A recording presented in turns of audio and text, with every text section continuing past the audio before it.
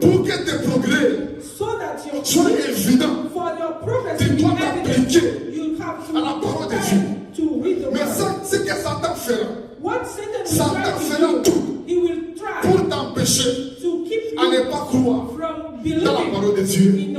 Et ce soir, on verra 4 choses que Satan va essayer de faire pour t'empêcher, pour t'éloigner de la parole de Dieu, afin que tes progrès ne soient pas évidents.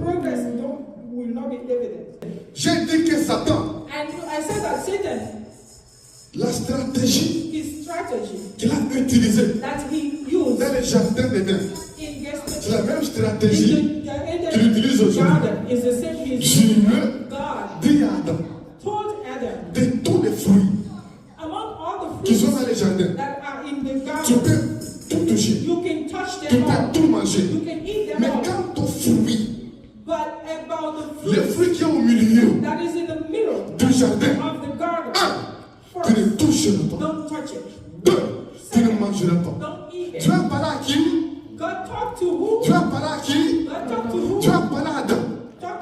Tu as parlé à l'homme. Dieu n'a pas parlé à Ève. Il a parlé à Adam. Et Adam a parlé à sa femme. Mais écoutez, quand Satan est venu par le serpent, Satan n'est pas allé vers l'homme. Satan n'est pas allé vers celui à qui Dieu a parlé. Satan est allé vers la femme. Il dit à la femme, Dieu a-t-il réellement dit? Est-ce que Dieu a réellement dit? En d'autres termes, est-ce que ce que ton mari t'a dit, est-ce que ça vient de Dieu? Satan n'est pas allé vers l'homme qui avait écouté Dieu parler directement. Satan est allé vers Ève pour dire à Ève, est-ce que Dieu a réellement dit? En d'autres termes, ce qu'Adam a dit, est-ce que ça vient de Dieu? Donc le diable, il a voulu amener la femme à douter de la source de la parole de Dieu. Il voulait pousser la femme à ne pas croire que cette parole ne venait pas de Dieu, mais cette parole venait d'Adam, venait de son mari.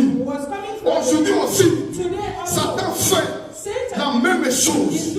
Il veut faire croire à beaucoup de gens que cette parole ne vient pas de Dieu. Cette parole, ce sont les hommes qui ont écrit ça. Cette parole, ce sont les hommes qui ont dit ça. Même moi qui parle, ce que je vous dis, c'est ma parole. Ce n'est pas la parole de Dieu. Satan dit à Ève, Dieu a réellement dit. C'est Dieu qui a vraiment dit. En d'autres termes, ce que ton mari t'a dit, est-ce la vie de Dieu? Mais écoutez, la Bible dit, toute écriture est inspirée de Dieu. Elle vient de Dieu. Et Hébreu dit, c'est poussé par l'esprit. C'est poussé par l'esprit que les hommes ont parlé de la foi de Dieu. Cette parole, elle peut être écrite par les mains des hommes. Mais ces hommes-là, ils ont été inspirés par l'esprit de Dieu. Par l'esprit de Dieu. Écoute mon ami, j'ai vu ici, je te parle, je te prêche, je suis là. Quel instrument? Quel instrument? Quel instrument? Mais la source, c'est Dieu. La source, c'est Dieu. C'est du courant. Que ce que je dis vient de Dieu. Ce que je dis vient de Dieu. Le Dieu qui parle par moi, il va te visiter. Il va te libérer. Il va te guérir. Dans le nom de Jésus.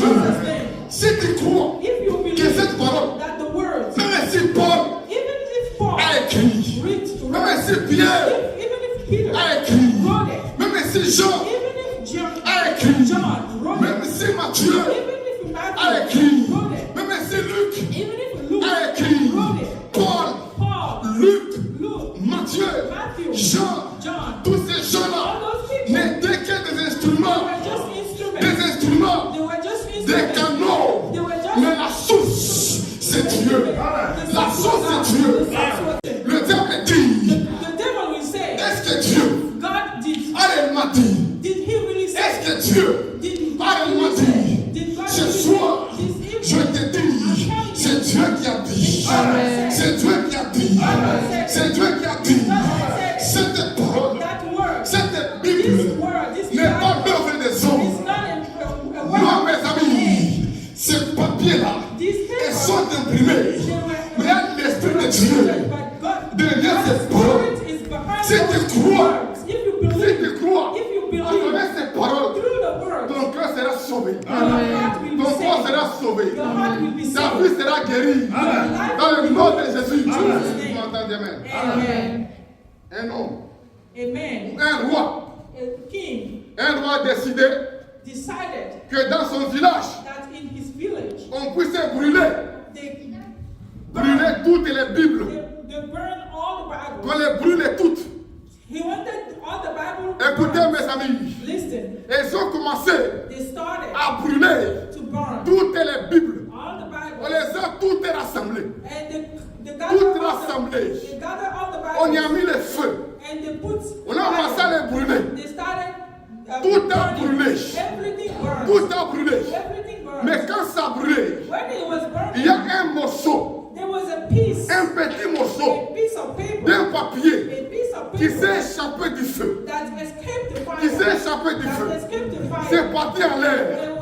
Ça s'est promené en l'air. Tout a fait brûler. Mais ce petit papier est allé en l'air. Ça s'est promené. Et c'était venu retomber sur le roi, sur sa cuisse. Et ce papier-là, c'était le verset. Le verset qui dit, le ciel et la terre passeront, mais mes paroles ne passeront jamais. Ne passeront jamais. Ne passeront jamais. Écoutez mes amis, les gens ont écrit des livres. Ils ont écrit des livres. Mais ces livres ont été dépassés. Ces livres ont été démodés. Mais il y a un livre qui a traversé les années, les décennies, les siècles, qui n'est jamais démodé, qui est toujours actuel. C'est le livre, c'est la parole de Dieu. C'est la parole de Dieu. Écoutez. Dans l'Apocalypse 11, la Bible dit, il y aura deux témoins qui viendront, et pendant ce temps-là, ils seront tués. Quand ils seront tués, leurs cadavres seront exposés. Et le monde entier va les voir. Écoutez, cette parole c'est dans l'Apocalypse. Apocalypse. Jean, il a vécu, il est mort vers les années 98 ou 98 après Jésus. Il y a presque 2000 ans. Il a dit que ces deux témoins-là, quand ils vont mourir, le monde entier verra le cadavre. À l'époque, il n'y avait pas de photos. Il n'y avait pas de télévision. Il n'y avait pas d'internet. À l'époque, quand il avait dit que ces gens vont mourir et le monde entier verra le cadavre, les gens se demandaient comment c'est possible. Comment c'est possible. Mais Jean, il y a 2000 ans, il voyait l'internet. Il voit aujourd'hui ce qui se passe ici. Si j'ai mis ça sur Facebook, sur YouTube, le monde entier va voir ça. Va voir ça. Il y a 2000 ans, déjà la Bible voyait qu'il y aura toutes ces choses-là. Il y aura un jour où quelque chose va se passer ici. Et le monde entier va voir cela. Va voir cela. La parole de Dieu, elle est actuelle. La parole de Dieu, elle est plus vieille Elle est plus vieille que la technologie. Plus vieille que les réseaux sociaux. La parole de Dieu. Croyez dans la parole. Lisez la parole. Vivez la parole. Pratiquez la parole. Et cette parole va bénir vos vies. L'année prochaine, à la même époque, en décembre, quand on va se voir ici, tu ne seras pas continué. Tu ne seras pas comme ça. Quelque chose va s'ajouter à ta vie. Il y aura un progrès dans ta vie. On va pas dire amen. J'ai dit l'année prochaine, le 31 décembre, quand on va se retrouver ici, tu ne seras pas le même. Tu ne seras pas le même. Tu ne seras pas le même. Sur le plan spirituel, tu ne seras pas le même. Sur le plan familial, tu ne seras pas le même.